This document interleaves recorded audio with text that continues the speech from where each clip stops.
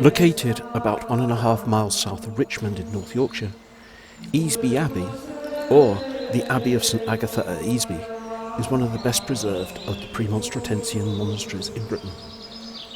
Evidence suggests that an Anglian minster existed on the site in the immediate area of the church, which was superseded by a Premonstratensian monastery founded there in about 1152 by Roald, the Constable of Richmond. The Premonstratensian order was much influenced by the Cistercians, borrowing their rules for founding abbeys, the use of lay brothers to carry out much of the manual work for the community, and the regulation of daily life. The order practiced a contemplative life and engaged in preaching, teaching, charitable work, and sometimes performed services as parish priests. Like the Cistercians, they adopted the white robes and were known as white canons.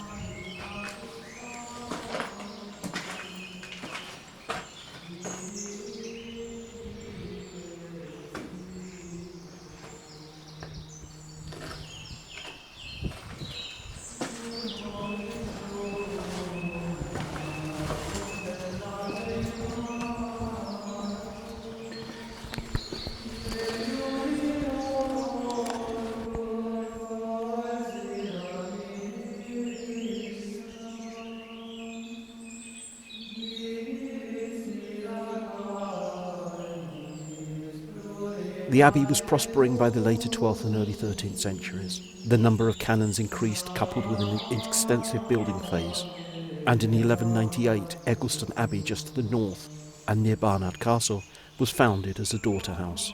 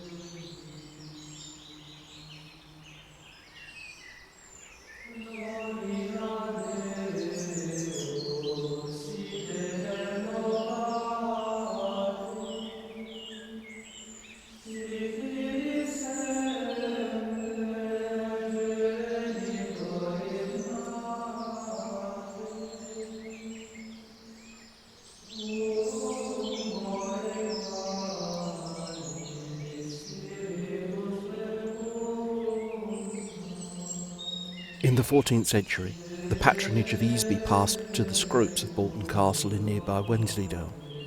In 1392, following a grant of land by Sir Richard Scrope, the abbey was substantially enlarged and the chancel of the church lengthened, and the abbey's complement increased to support 10 additional canons, 2 chaplains, and 22 poor men.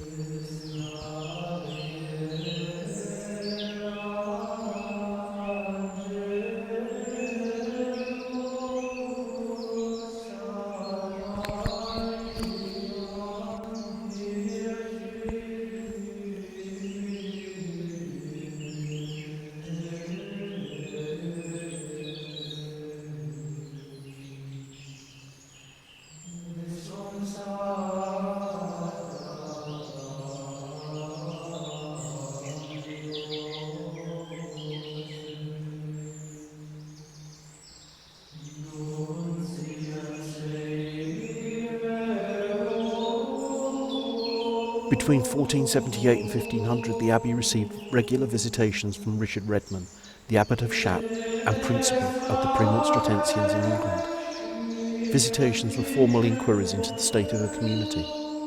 Redman noted on his visitations that although the community was in debt, he praised the overall state of the house, which was well provided for with food and new buildings.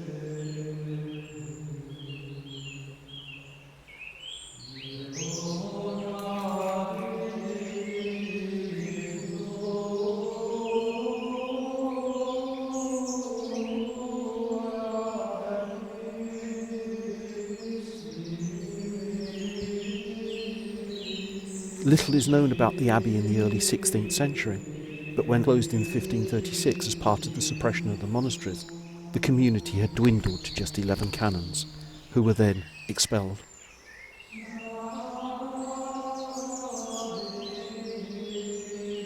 The abbey and its lands were then let to Lord Scrope of Bolton for £300.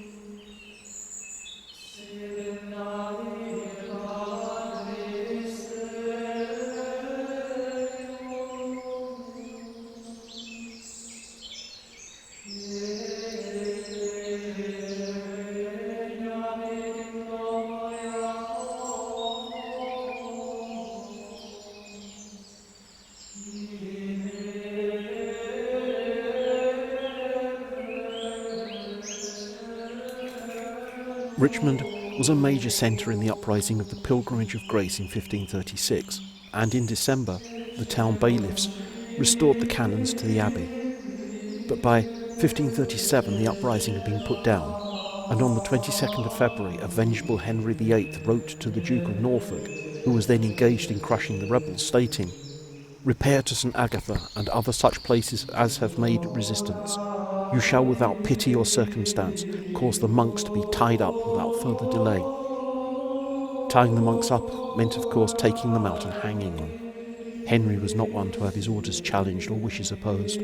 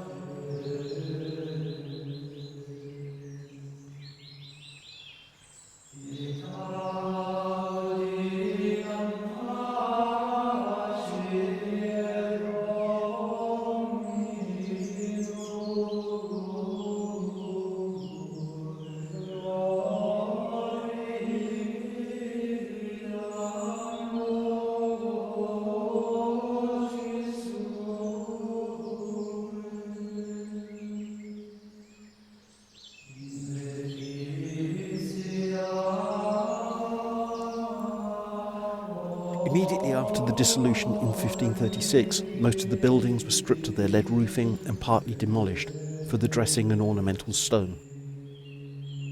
It is possible that the church was spitefully destroyed by a royal order to prevent the monks from returning again.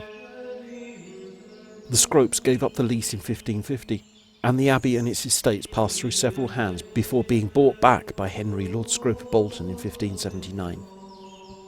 Little is known of the history of the site between the 16th and 18th century, as there is no visible evidence of 16th to 17th century work in the abbey ruins, which clearly suggests that the buildings were not occupied.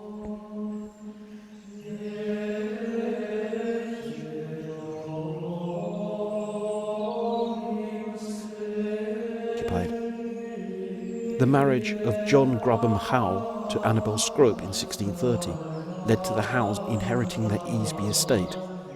It is then recorded as being sold to Bartholomew Burton in 1700.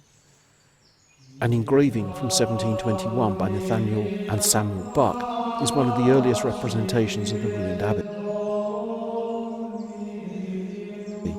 which, during the 18th century, passed through several different hands before being bought by Robert Jakes in 1816.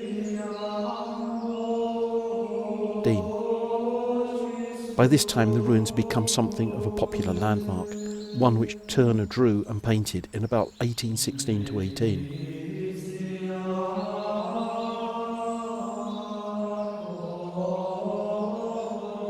The ruins were partially excavated by Sir William St John Hope for the Society of Antiquaries in 1885-6, while still in the ownership of the Jakes family, who continued to own the ruins until 1930.